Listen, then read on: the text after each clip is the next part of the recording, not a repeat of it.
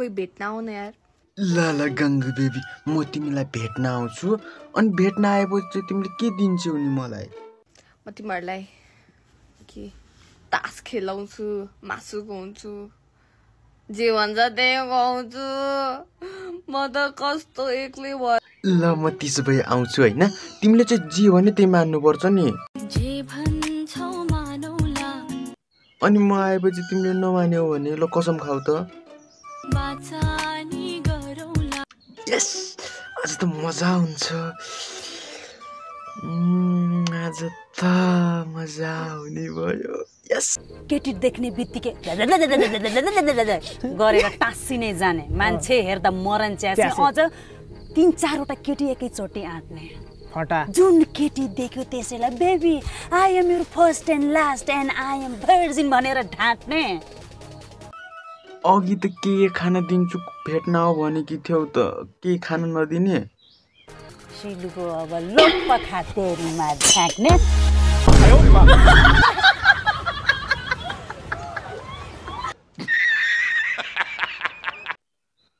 पहिला त मलाई यस्तो भन्थ्यौ त अहिले फेरि धोका। तपाईँ त मेरो हिरो, मेरो अमिताभ बच्चन।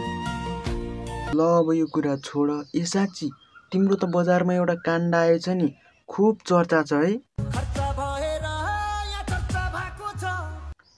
खर्च भएर होइन, शरीर देखाएर चर्चा भएको हो। होइन, यत्रो काण्ड आएर यत्रो चर्चा छ, हजुर चाहिँ के गर्दै बस्नुहुन्छ नि?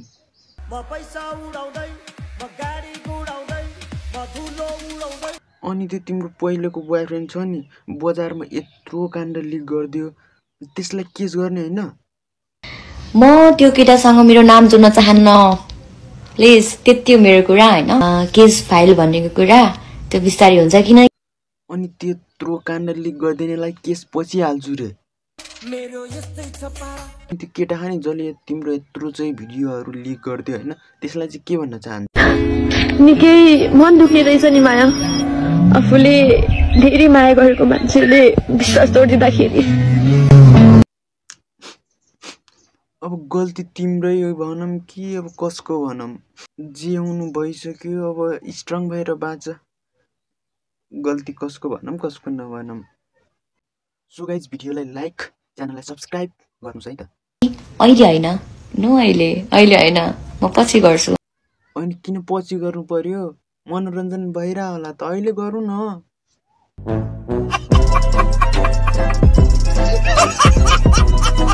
आफ्नो ठाउँमा बस्नुपर्छ केटी मान्छे भइसकेपछि म त त्यही भन्छु।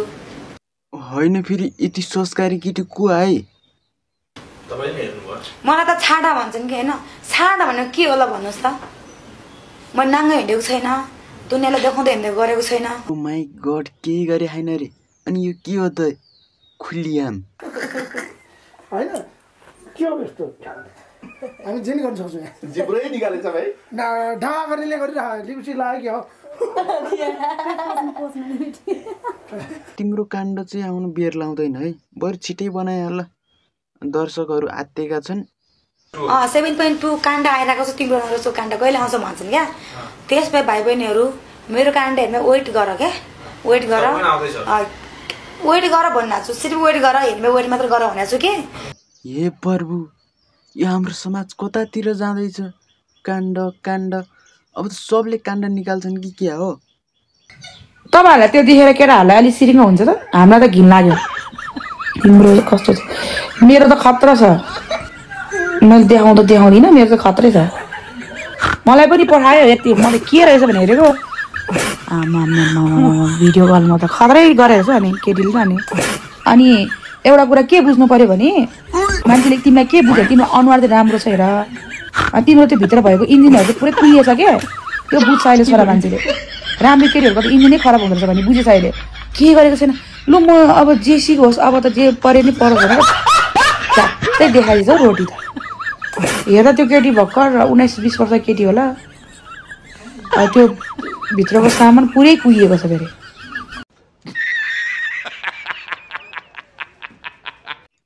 सो गाइज भिडियो यति नै थियो। भिडियो कस्तो लाग्यो? आई होप सबैजनालाई मन पर्यो होला।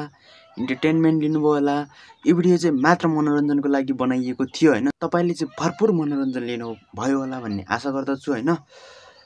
र गाइज यो भिडियो मन पर्यो भने सेयर गर्नुहोस्, लाइक गर्नुहोस्, च्यानल सब्सक्राइब गर्नुहोस्। र अझै यस्तो भिडियो चाहिन्छ भने चाहिँ पार्ट 2 पनि बनाउँछु है त म यो भिडियोको होइन। चाहिन्छ भने पार्ट 2 लेख्नुहोस्। ल भिडियो यति नै थियो गाइज। ल यति हो। So guys bye bye guys, stay tune, stay love, जय नेपाल।